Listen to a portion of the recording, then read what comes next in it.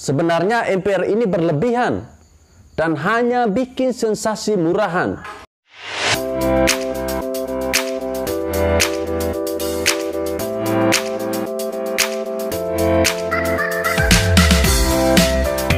Hubungan antara Menteri Keuangan Sri Mulyani dan MPR tiba-tiba memanas dan heboh di jagat publik. Bagaimana tidak? Tiba-tiba saja Wakil Ketua MPR Fadel Muhammad meminta agar Sri Mulyani dicopot karena berbagai faktor. Salah satunya adalah karena MPR anggap Menteri Keuangan tidak etik, tidak cakap dalam mengatur kebijakan pemerintah. Awal mula dari ini adalah ketika Fadel Muhammad menyatakan anggaran belanja MPR untuk tahun 2022 kurang memadai karena pimpinan MPR berjumlah 10 orang dari sebelumnya yang hanya 4 orang. Anggaran MPR mulai dipotong pada tahun 2020 karena pandemi. Anggaran tahun lalu sebesar 603 miliar dipotong menjadi 576 miliar. Pada tahun 2021, alokasi anggaran MPR naik menjadi 750 miliar yang berasal dari rupiah murni. Tapi pada 2022, anggaran MPR akan diturunkan menjadi 695 rupiah.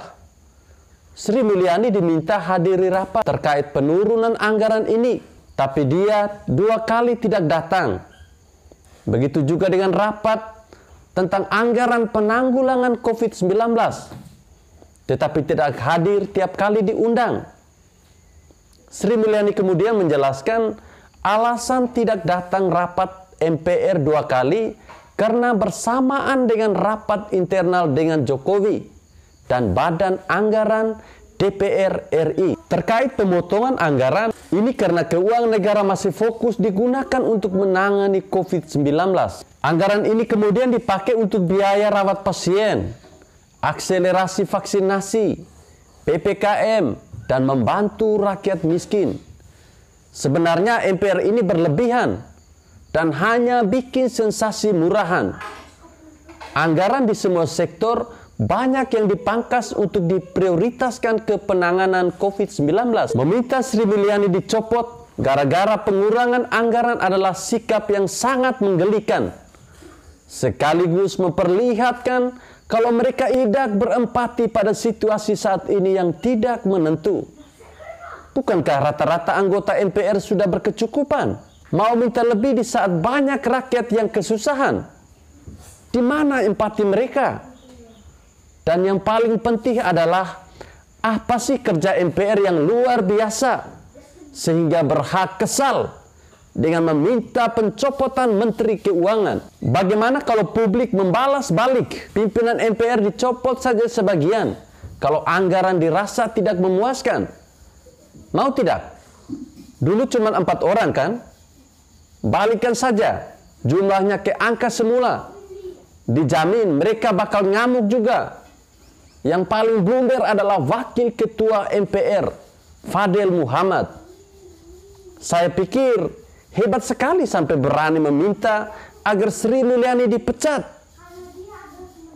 Ternyata setelah dibongkar oleh netizen, kabarnya Fadel Muhammad ini adalah salah satu orang yang masih memiliki utang BLBI sebesar 136 miliar rupiah. Mengutip data Kementerian Keuangan per Desember 2020, Fadel Muhammad tercatat masih memiliki utang BLBI senilai 136,43 miliar atas kepemilikan Bank Intan. Fadel diketahui pernah menjadi salah satu pemegang saham Bank Intan yang kemudian dilikuidasi. Nah kan, jadi terbongkar bobroknya. Padahal saya yakin banyak yang tidak kenal orang ini dan tidak tahu kalau dia ini punya utang BLBI. Akibat terlalu konyol dalam memberikan statement, jadilah topeng aslinya terkuak. Jadi kelihatan blunder dong. Halo, fokus dulu deh bayar utang. Kalau sudah beres, baru dipersilakan teriak-teriak ke Sri Mulyani soal pemangkasan anggaran. Jangan marah-marah ke orang lain dengan penilaian buruk dari diri sendiri. Kalau sendiri saja banyak hal yang buruk juga. Laksanakan kewajiban dulu baru bicara hak. Dan bingung juga sih, yang beginian kok bisa jadi wakil ketua MPR ya?